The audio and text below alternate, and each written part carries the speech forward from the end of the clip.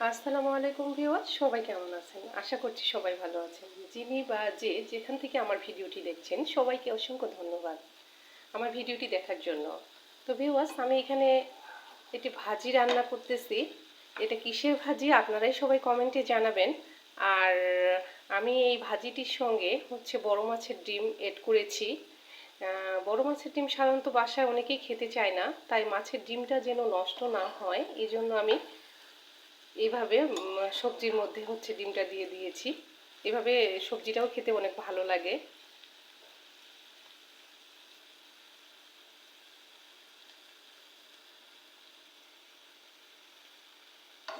তো ভিউয়ার্স, আমার ভিডিওগুলি আপনাদের ভালো লাগলে লাইক, কমেন্ট, শেয়ার করবেন আর আমার চ্যানেলটিকে সাবস্ক্রাইব করবেন।